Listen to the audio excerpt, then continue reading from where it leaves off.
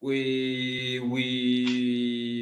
published a live game. It's like a board game, but to play outdoor with some friends. And my particularity is perhaps to have worked for the Swiss Army between 2000 and 2012, and so I can understand what the preoccupation of World Army are in Foresight, but in technical and very, very, very concrete problems that they have in operation theater. I was doctrine chief during 3 years, chief of intelligence in a brigade, so I understand what the problem are, and I try with my passion of making game to bring this problematic and give solution in simulation in a board game. Thank you very much, Pierre-Yves. Nicolas. Good afternoon, everyone. Thank you for having us. My name is Nicolas Schluchter. I work for Onisan or Oni3. I'm a game developer there, and we founded Oni3 about 2 years ago.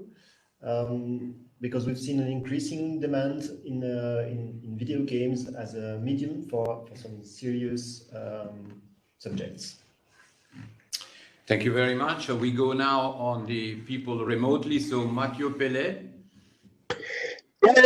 Yes, good afternoon, everybody. So I'm working with Nicolas Schluchter for Oni3. We founded it together with my wife also, Seiko Rubatel. And so, as he said, we found it to increase our production mainly in serious game, actually. And for living, I'm also a senior lecturer at the University of Lausanne and EPFL also, but in human sciences, though. So it's another part of my life. And I'm in Oni3 or Onisan. I'm particularly in charge of graphic design and a bit of game design also. Thank you very much. We go last but not least, Dr. Gabriele Rizzo from Rome. The microphone. Mike. Thanks, Luca, and thanks everyone who's tuning in now. I'm Gabriel Rizzo. I'm a visionary futurist and enthusiastic innovator, and that accounts for most of the things I do. I'm the NATO member at large for Strategic Foresight and Future Studies, and I am the former advisor of the Italian Minister of Defense for Futures. I am the CEO and Director of Futures of the Longviews Consultancy, and its mission is to advise governments and defenses on long-term strategic trends, foresight, game-changing technologies, and innovation convergence.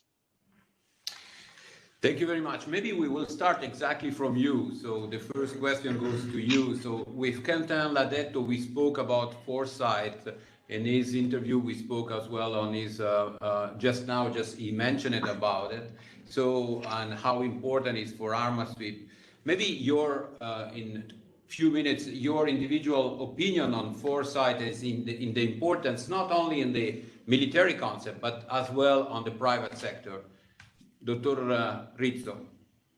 Sure, thanks. Well, that's a great introductory question, in my opinion, because most of the time, whenever I go and advise governments or defenses, the main misconception I encounter is that my clients think of Foresight as a tool for decision making, and instead, Foresight and future studies at large are something that supports decision-making, are a tool to anticipate the broadest range of possibilities that are to be in the future.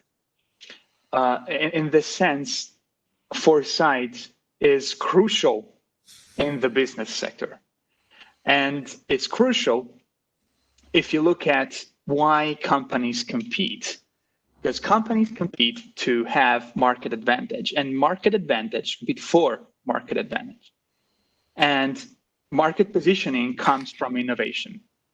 Now, if you look at the innovation theory back to Joseph Schumpeter, the idea of innovation is underpinned by the fact that whoever achieves it first is granted a temporary monopoly that gives the acquirer of the innovation an unrestricted advantage over everyone else. Now, it's hard to anticipate what innovation you might be needing if you do not understand the scenario in which you're moving. And that's why foresight is crucial, not only for defenses that think in very long terms. In defense world, we usually think in terms of capability waves that are 20 years. And in some contexts, we go even further to 30 or even 40 years out. But it's very important also for the business actors, for industries, organizations, companies. And that is because even in the short-term horizon, in terms of foresight, that is 10 years, that is unfortunately most of the time double the strategic horizon of most companies, that is 5 years. But nevertheless, you need to look at 10 years out in the market segment so that you can understand where you need to be 5 years from now. So the foresight endeavor, if you will, is fundamental for industries to maintain their advantage, or to obtain an advantage, or to discover market niches that are out there. And it's also important that foresight is not done in a vacuum, because, you know, most of the time, again, there's this misconception of, well, we have a futurist, he'll do foresight. That's not how it works, because you need both the techniques and the vertical competence. So you need to engage with the people that have the competence of their domain so that you can help them in disrupting their thinking. Understanding the strategy is not something that is being done by the futurist. The futurist can give you hints, ideas, techniques, but then in the end, it's you that know, that has the knowledge on how your market goes and how your, you know, the texture of the industry is, how the how, you know, how to test the waters, how is the feelings that are unspoken. Thank you, So, Dr. Rizzo. I wanted to give a follow-up to Mathieu Pellet to understand as well from his perspective this need for foresight, so that we have different angle. I think that the term that came across is collaboration, so you have a different perspective of foresight. Yeah, for sure, I've got a different perspective, because actually, since I'm a part teacher and part a game designer, it was not, I mean, in my first need to think about foresight before I met Quentin Ladetto, actually. And then when I met Quentin and we did this first comics book, I did a comic book for the army called The Future Soldier for 2050. So it was, as Dr. Rizzo said, 30 years of foresight. And then I thought about this, yes, foresight preoccupation, what it means logically in terms of defense, because I was working with Quentin, and then I thought about it in a more historic way, because I'm also a historian. So I thought about ancient war, etc., because I had to write some little text for Quentin for the comics, etc., and I thought about this question of force in a longer term. I mean, in something like 2,000 years before, was there some foresight or not? And people were not so much doing foresight at this time. So actually, a war was won by the most advanced army, but it was a question of luck. It was not, people were not searching about what was going to be in 30 years or 40 years on a technological point. So it's something of nowadays, I think, or something like the past century, perhaps 2-3 century. I'm not a specialist.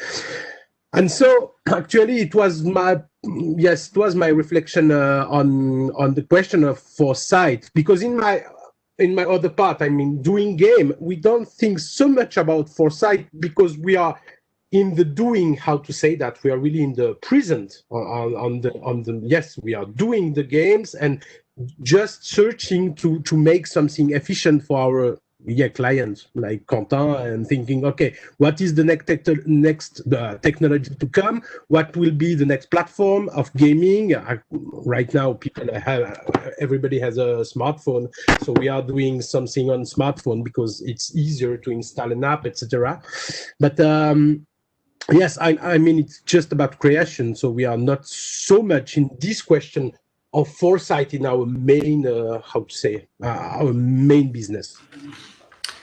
Thank you very much. Maybe we come around here. So, because you and Nicolas work together, then I will go directly to Pierre-Yves.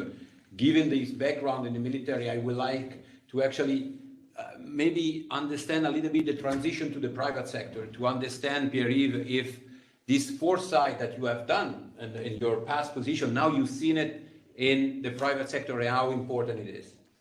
Yes, and I agree with both of my my companion before me, but perhaps in the privacy, I want to say that you are both right. But when I was at the university, we speak about long term in 10 years, such a long time. The schedule with the time schedule with globality, globalization, internet has very changed. And in the private company, I think the long term is between 2 and 5 years. When we see what happened now with the COVID crisis, I think the long term is very short now. So if you want to have a market, like Dr. Gabriele Rizzo says, you must be the first one to do it. You must be original, but you know that in 1 or 2 years, the other concurrent will be original and will come at the same point of view. So you must be not only original one time, but you must be original every time. And every year or every 2 years, you must make a game, a product, something that will force you to be shown on the market. So if I speak in my work, board game, we have almost 4,000 games that comes every year. It's not only because you are very original that you will sell a lot of game. You must be shown, and you can have the most original game of the world. If nobody knows it, you have lost in terms of economic. So for me, foresight is an obligation. You cannot have a company who doesn't make foresight. And there is 2 ways of making foresight. You create a need for the population, and the smartphone is an example. Nobody knows that it was so important to have one, but now everybody has one. And there is the need that you have because you need something. For example, the car. The people had the need to go from a point A to a point B, and it was too long, and we invented the car. And in the foresight, you must make an equilibrium with the both solution.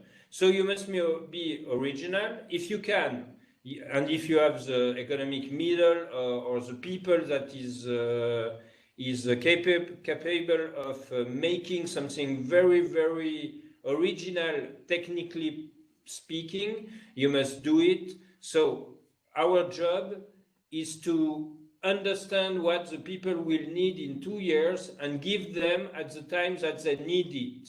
And that is foresight.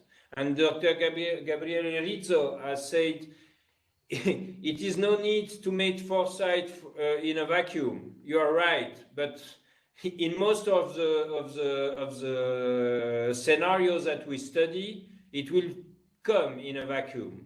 So you must be able to know where you must make your energy to give Foresight a sense in economic way, in a entertainment way, in a publicity way, in a name celebrity way, to give someone what he needs at the time when he needs it. And for me, Foresight, you cannot make research, you cannot make something without researching to be on the good place at the right time. You know, and I will finish with that. A lot of people say, how do you come on this idea? And the people, the celebrities say, I was in the right place on the right time. But I don't believe them. They just reflect a lot how they can be on the right place on the right time. And they were at the time in this place to make something original and new for the people that was wanted to have that. Well, I will finish with that. Thank you very much. Actually, it's very good because I will ask Nicola, given his background on the commercial side, on the communication side. So Foresight, as has been mentioned by Pierre-Yves, is as well to be at the right place at the right time, so to communicate and to understand. So is Foresight something very closer to market research, or is something else completely different? I don't have a very straight answer to that. I agree with Dr. Rizio about the Foresight being a tool, whether it is applied to marketing or otherwise. Now, in the instance of Onisan, we are in a situation where we make video games. If the industry or the support or the technology that allow us to do so was to evolve, we of course have to adapt to it. Now, it's very difficult and time-consuming to have a clear foresight on that. And that's how I see it as a tool. And in another way, foresights might come from different angles.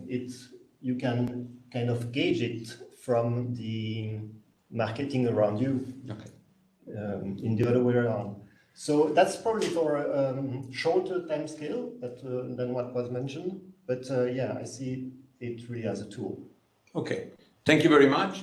So we are here around the table to discuss something that has been mentioned, and we will actually launch it later on. But is you came together working on a serious gaming, so the serious game called New Techno World, which we will launch later on, but we will introduce later on. So the question that comes around, and I will ask for everybody to be on the 2-3 minutes timeline, but how important is gaming? You know, I have 4 kids, so I know it's very important for them. It's a little bit different for me. And what is the difference between serious gaming? I asked this question several times, everybody has a different, and simulation. So I will start maybe from Mathieu Pellet, given that you have you are in the gaming industry. So is simulation gaming, serious gaming, the new 21st century tool for businesses, always toward businesses?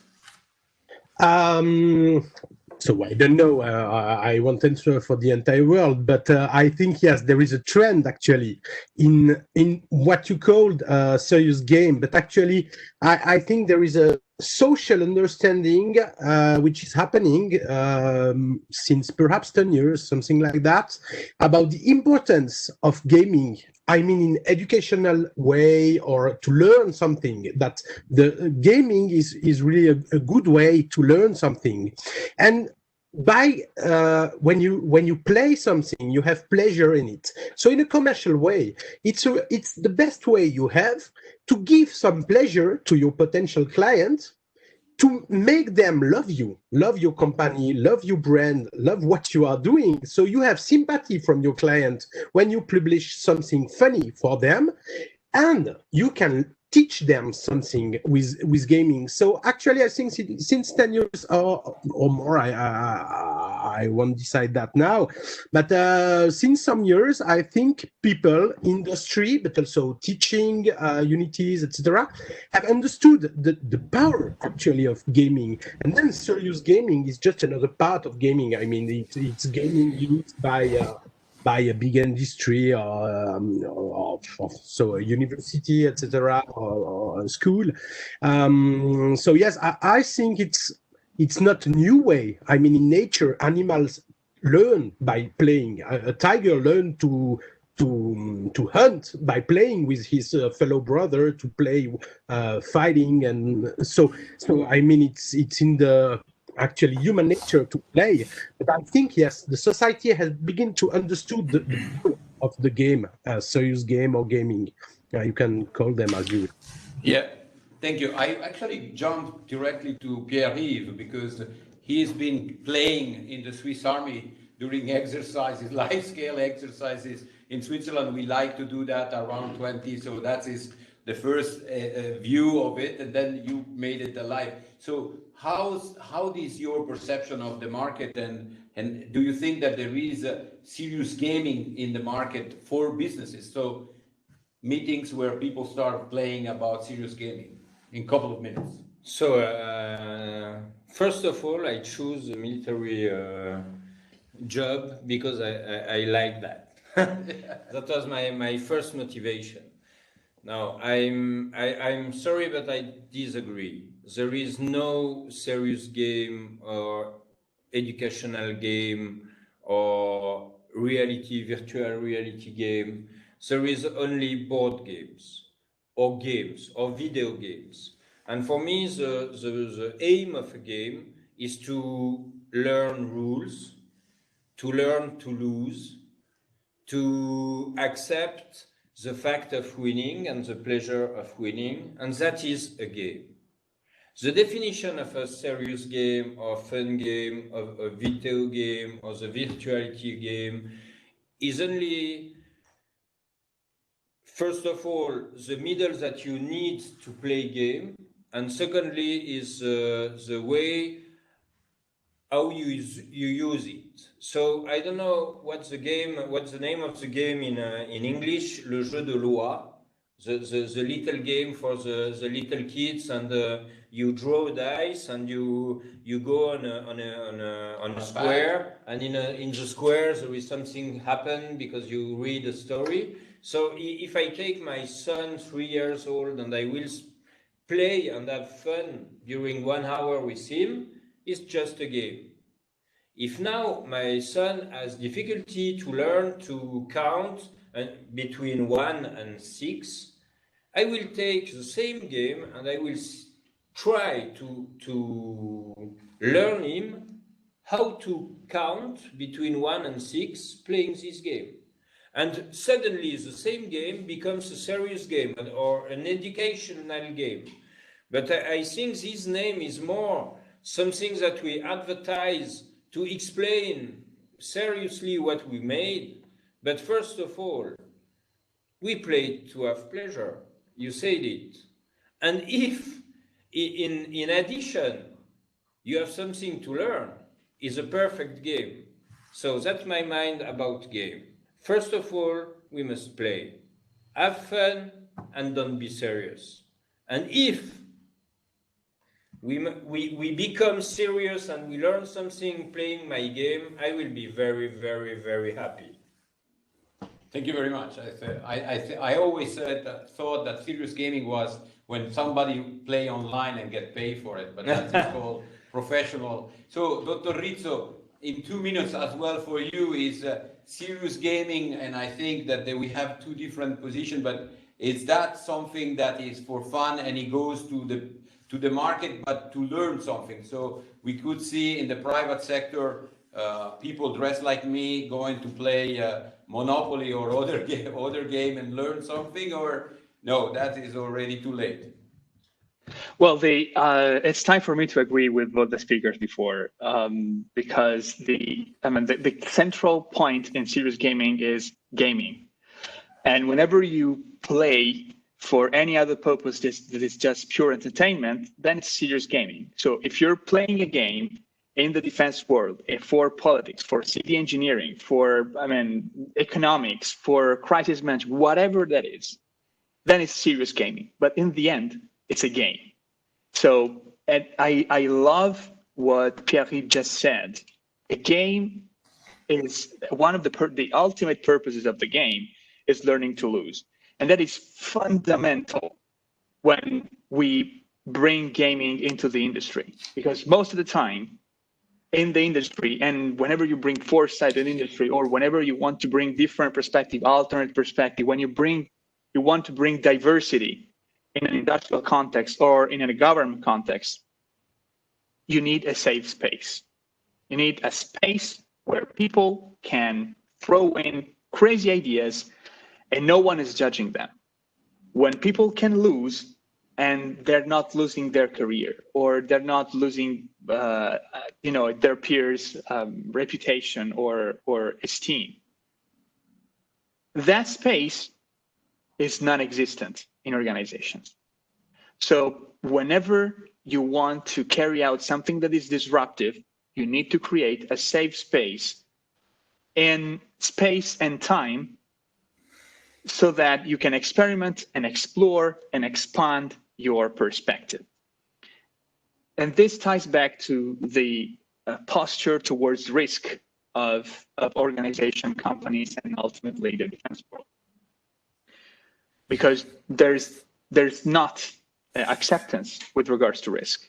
The problem with risk in industries basically is that we tend to try not to fail because failure is regarded as a bad thing. But as Jeff Bezos was perfectly saying, if we're not failing, we're not daring enough. We're not being transformative enough. So the fact that we're not failing is actually a demise for us instead of a winning. This point is mostly not captured by organizations. So bringing this point through a game is excellent. And there's just another remark that I want to do here. Gaming is also very important because it helps us in broadening our aperture, because it allows us to explore different avenues to get to the result without risking and with almost a very modest investment. So gaming is very, very important. So to phrase it in a different way, during gaming, failure is the option to learn and to have fun, as you, Pierre-Yves, and you have all said. I just wanted to jump in one thing that Pierre-Yves just mentioned, which in these few days with Quentin, I heard saying actually the opposite. You said you need to learn the rules and things like that. Talking to Quentin, he says one of the reasons why he doesn't like to play is that he doesn't like to read the 20, 30, 40 pages of rules. So Quentin, for you, it's the gaming has to be simple and has to be fun. You mentioned it before how important it is. How this comes into the discussion with outside in the private sector? Well, I think in the private sector, to be honest, I don't really know how it comes. We have this experiment that we've done now with the team that you see around the table, plus people you will see afterwards. So basically, what we wanted to do is to illustrate how the use of technology of new technology that people do not really know if it will be an advantage, if it brings value, and in which form it will bring value. So by playing this, we have, like it was mentioned before by Gabriele and Pierre-Yves, I mean, what is important is in fact also what you don't see, because in the game is that first, which seems obvious from time to time, that you have people around the table. So that means that when you have these people, you have the discussion around the topic of the game. And if the game is about this new technology, then somehow you can have people discussing and learning things about this technology. And in fact, what we developed, the fact that one player is winning or not, that is not really relevant. What is important in this first step is that you realize what is your advantage. You can challenge what is your advantage. And if we translate this into the business world, so you could play, for example, a new product on the market. You can see, okay, you play what the competition will do if you start with this new project, and see how you will react against what the adversary will do. So this is really about, in our case, it was more about the discussion around and an alternative way of triggering some thinking rather than delivering a 200-word or 200 pages report. So we saw this opportunity as having the people experiencing something. So when you are playing, you get somehow emotionally involved, and then you realize that you experience something. So that was really the intention. So when the player then has to read or to write a report, they will remember their small experience within that during that small period where they were playing, and then say, okay, so this is how I can implement and write my guidelines with kind of experiment that they already had. Now, to comment just quickly on the serious gaming, I mean, it's also part of the environment. That is also one challenge, because if you talk about war gaming, people kind of understand what it is, and it is also something that is really well accepted in the defense sector. If you talk about gaming alone, I mean, people will already start shaking a little bit their head and say, well, I mean, that's not really serious, so what you're doing. So that is also a kind of a marketing or selling proposition. You say, okay, that's a serious game. But in fact, as was mentioned before, you are playing it, it's just a mean how you get the lessons passed. And this is what we see with what we developed, that suddenly people have this aha effect or this wow effect that, I mean, it was triggered by playing. You can trigger it in 1,000 different other ways, but this is one path that we choose, and that is kind also of triggering some nice and surprising results until now. So yeah, absolutely. Thank you, Quentin. There is some serious poker game where there is some serious money played. So when you use the name serious gaming in certain area, you have that. So last but not least, so it's a marketing tool, it's a strategy tool, but there is some sort of marketing communication as well, Nicolas. You mean using the gaming as a marketing communication tool? The name of serious gaming, the fact that we are yes, using absolutely, it. absolutely. Because as Quentin just said, depending on your audience, if you start your explanation by mentioning video games, just with this word, it might not resonate with them, or they might have some preconceived idea about what a video game is. And actually, I'm sure if we go around the table and we specifically say, is this or is this not a video game, we won't agree on everything. So yeah, naming it serious game is a way of framing it and maybe kind of an anticipative way to address your audience to make sure they don't go the wrong way. Yeah.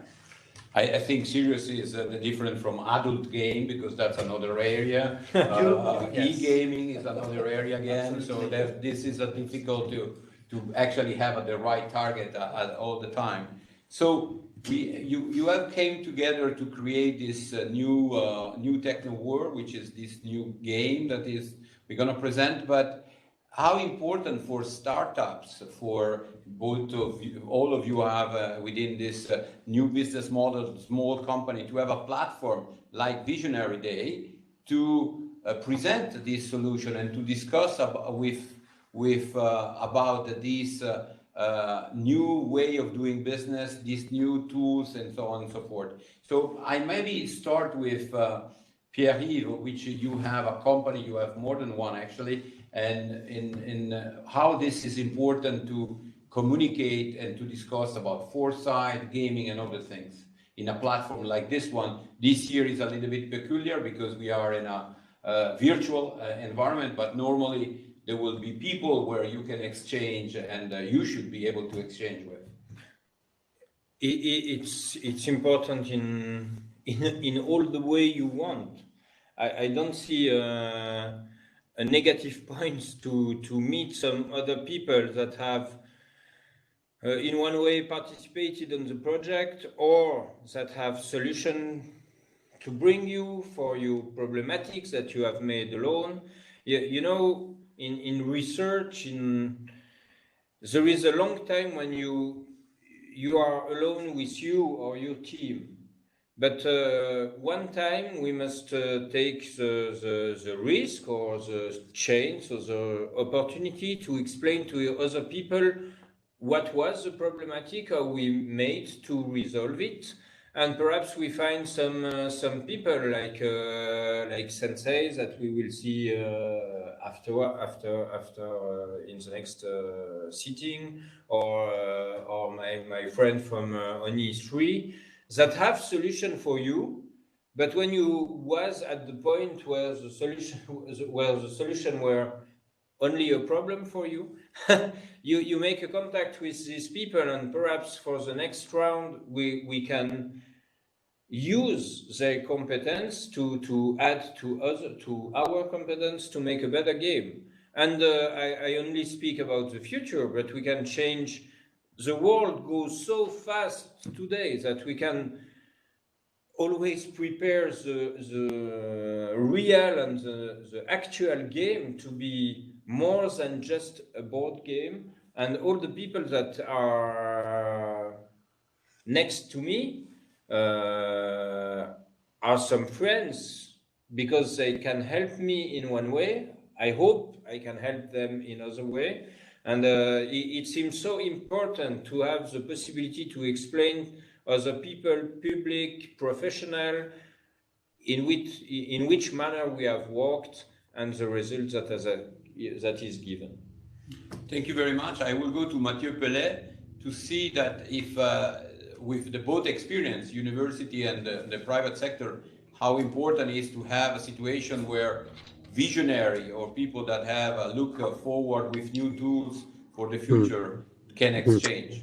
So I do totally agree with what was said, and actually, as you said, it rings a bell to the scholar that I am, because it's actually the way to do research, is to meet other people, to check our ideas together, to confront them, to see what are our limits, what are the new options.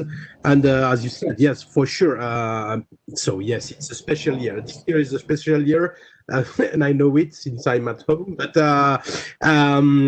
yeah, meeting people is, I mean, the basic thing to do to progress. And actually, it's, I mean, a conference or a meeting like we are doing right now is very important, because we have all sort of projects and different lives sometimes, and so it's quite difficult to meet us and to talk together about what we are doing, what we want to do, as we will make tomorrow. The team will meet, and we will think about the next possibilities, where we are going. So actually, it's really important, because we need it. Actually, we don't have so much time to meet people, but it's a need. So this type of platform is a perfect opportunity to meet us, to speak and to talk with other people, naturally.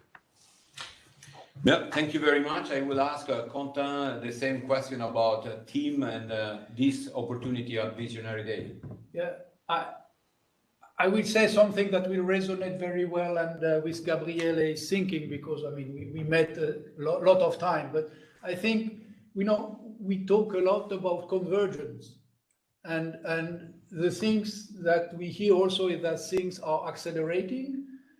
So both things, when you are doing such days like this, is where in fact convergence practically happen.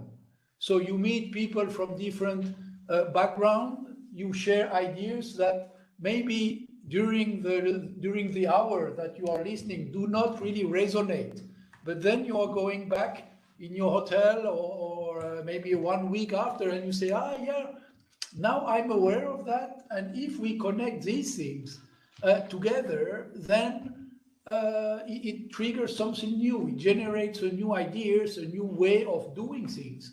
And this is where you have a kind of innovation. I mean, that's not that every innovation is born like this, but at least there is one way to have new ideas, is bringing people that are really complementary or do not really directly relate to what you're doing, and then suddenly they say, yeah, okay, but really, if you do image recognition for airplane, and basically, it's not really different that you do it for a cancer or something similar in medical area, and you find some similarity, and then it triggers some new things. So I think we can talk a lot about the theory, but how do you have convergence? How you meet people from different background? I mean, that's exactly within this kind of event.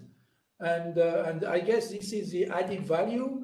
One added value this year that is missing is sharing a nice bottle of wine all together, but I guess we can do that on a subsequent stage. But I think that's also part of this kind of meeting, and you meet people from everywhere, from the world, and you chat and you exchange, and this is really the added value of this, because it's people that know the place, they know you, they will come, you will start project, and of course one element that is also important is that you need at a given time finance.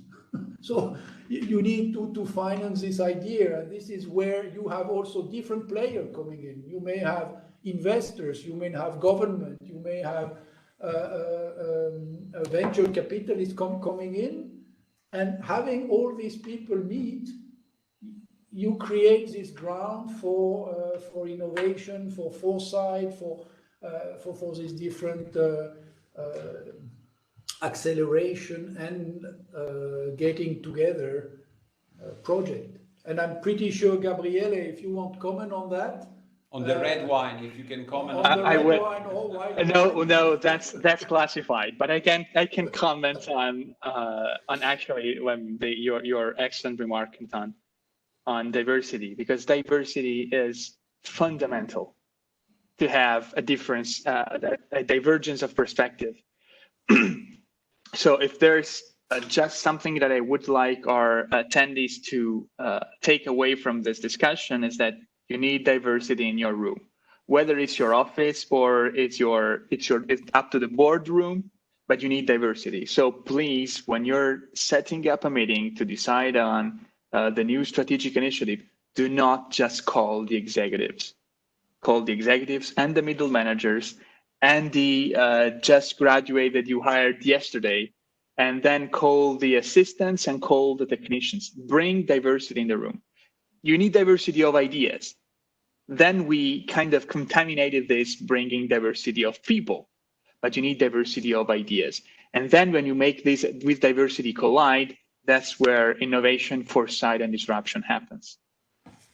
Thank you very much. And I think Visionary Day, this event, this year particularly, we have been very diversified. We have had people from all over the places. So we have tried to be much more larger. So from your perspective, Nicola, is this something, as has been mentioned by others, that is important for the market, but as well for exchanging idea, and how easy to find this type of event? Well, it's as everybody say, I think it's crucial. One thing that wasn't really mentioned directly is about probably about awareness of what the whole project is and what each individual is doing, because by raising the awareness, I think we can raise the opportunities like this Visionary Day to present themselves.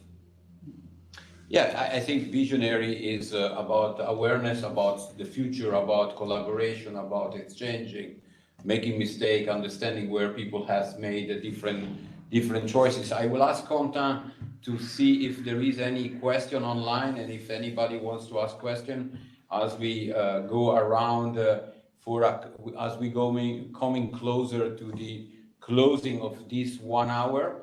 So there is no question now, but I would mention also, because the session here is about gaming, and I think that when you have these ideas and you have this convergence, I mean, how do you build that awareness that was mentioned by Nicola as well, and how do you create this first iteration on what you can then take the good things and the things that you will not develop further. So I think that's really by gaming as well. So we can game really, and I would like then also Pierre-Yves and Mathieu and Nicola to comment a little bit on that, because I think now we focalize on what we've developed, but there are a lot of way of playing. So you can play with just 2 cards and exchanging ideas, and that's also one way of playing. We have developed with Onisan, so this kind of companion, because everybody is talking now about, yes, you have your artificial intelligence companion with you, but no one actually say, okay, how it looks like, what kind of information does it communicate? Is it something voice? Is it a haptic feedback that you get? So there are a lot of open questions that are out there, and if you don't start at one point and say, okay, this is how we have, this is how I represent myself, these things. I mean, how can we evolve after that? How can we go to somebody and say, well, look, this is how I imagine it, and would you invest in this idea? Yes, no. So it helped us as well. So this gaming helps kind of having the raw sketches of how it could be at the same time, and then you can iterate, you can learn a lot. And I think Pierre-Yves maybe, so in the gaming part, I'm sure you have a lot of different type of gaming where you can learn also a specific element. And as a session is about also gaming, I think it's important to foster a little bit this idea. I first begin the 4 last questions saying that there is only gaming and not educational gaming and so on. But I hope you understand that there is no only game. With all game you learn something.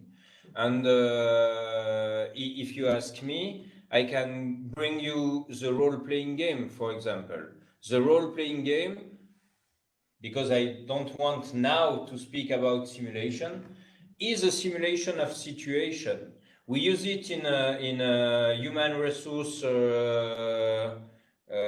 sector when we want to hire or to take someone new in the team, and we try to make him in a situation and to learn in 5 minutes how he will react with this situation. That's the role-playing game in the serious part.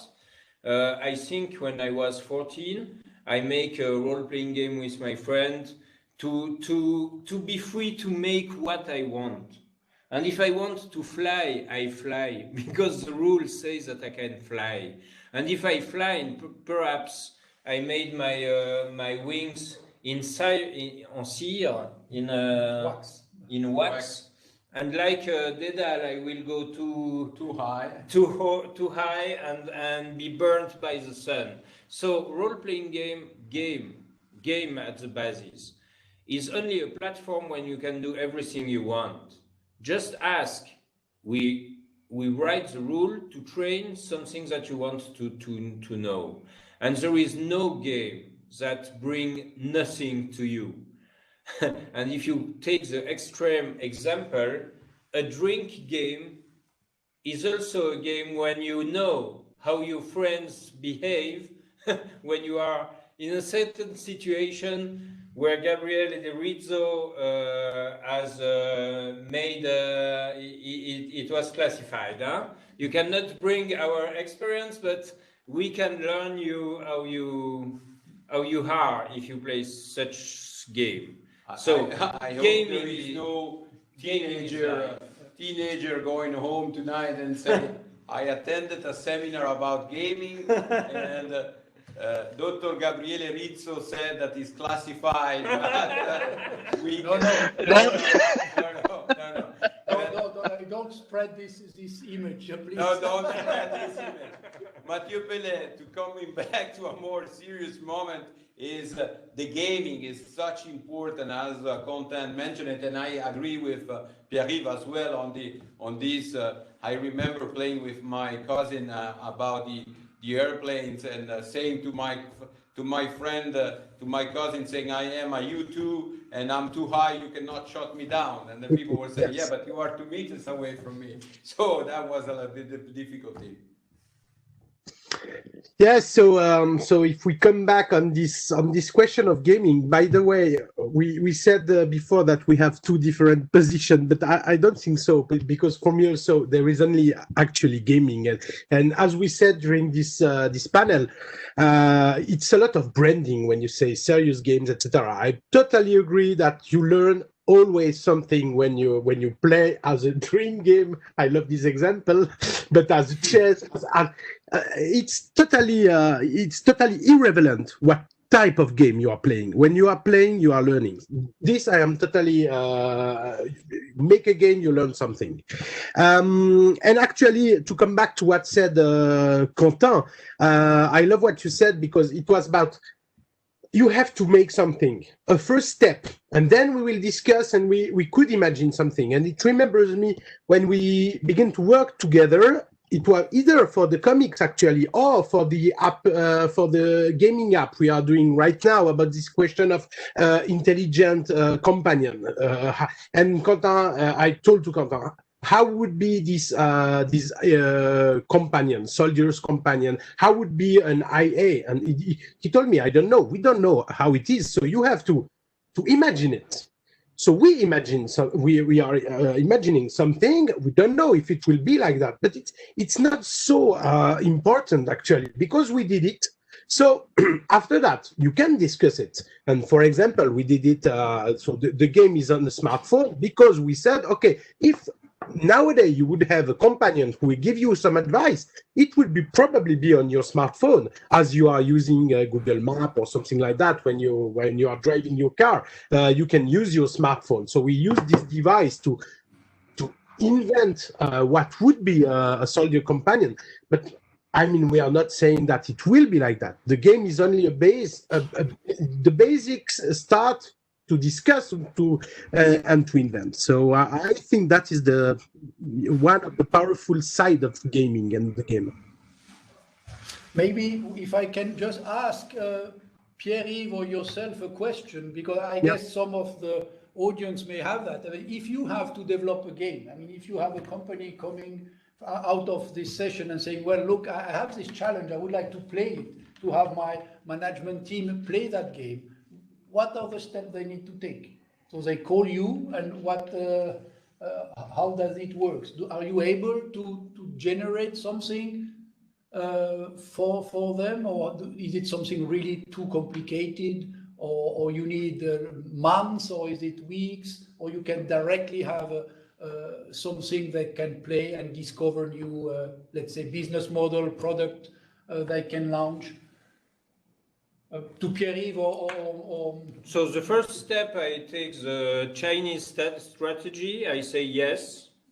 And in the second way, I will take contact with them and I will try to understand what they want. But in my experience, we made a game for the CFF, the train company of Switzerland.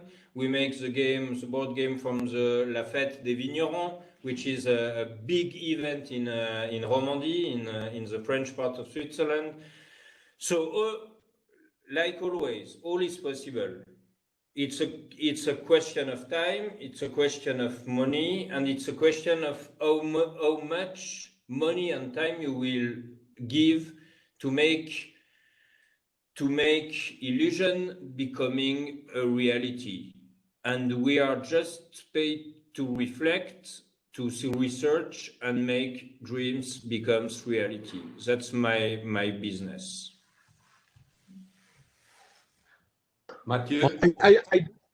Yes, I do totally agree, and I think it's exactly that. It's a question of time and money, and I would add, or it is linked to time and money.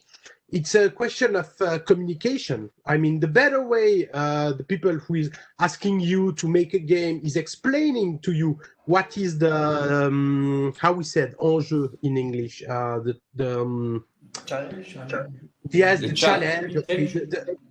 Yes, the tension for him, what he wants for a game, for his company, what will be the goal of this game, what he would gain with the people playing this game.